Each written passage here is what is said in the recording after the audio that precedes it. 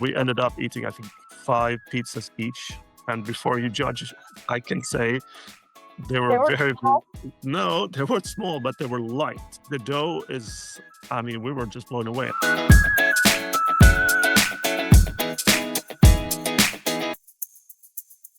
So you've traveled a lot in the world, and I'm sure eating is one thing that you like to do. I know that you've mentioned how important eating and culture is when you are traveling. So, what's something that was maybe a new food or something you tried cooking back at somewhere you were staying? Is there any standout dish that you've had during your travels? Yeah, so I mean, when we travel, we're very keen on the food aspect. Let's be honest about that. So it could be sometimes the sole reason for traveling to a place. If we're staying longer, we actually always get a place with a kitchen, so we can cook with the local stuff ourselves. I'm a bit of a picky eater, so it really has to be good if I'm going to eat outside, and it doesn't have to be fine dining or anything like that. It can be, but I'm just as good with street food. But again, it has to just be. I like the kind of places where the chef or the people are running it are nerds, but they've gone over the top just to innovate in their particular niche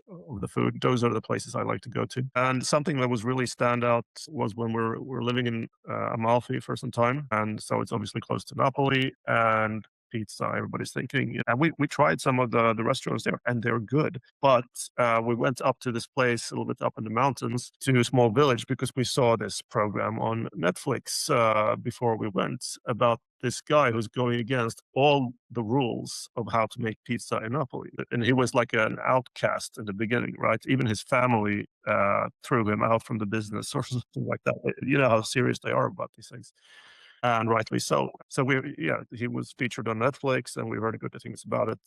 We had to book it way in advance just to get a seat. Right? We get there, we drive up to the mountains, we get our seats. He comes out and says hello, introduces himself. So it was like all the ambiance was there already before we got to the pizzas. And then we got it. We ended up eating, I think, 5 pizzas each. And before you judge, I can say they They were were very, small.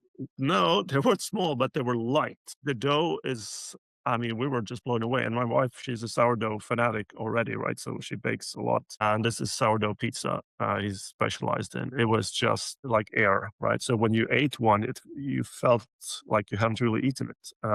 And then, of course, he innovated a lot with the design on the pizza. The ingredients, of course, stand out. And, he made pizza cones with licorice and pineapple, also very un-Italian in that sense. But it was just, yeah, I mean, we're still talking about that meal. And definitely go back. And we recommend everyone always to go to this guy and eat. He's Pepe Ingrani. No, I don't have any commercial guys to him. Affiliate commissions.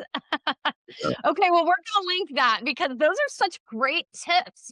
I've always been one of those people where I can't stand to spend the entire time leading up to my trip planning it.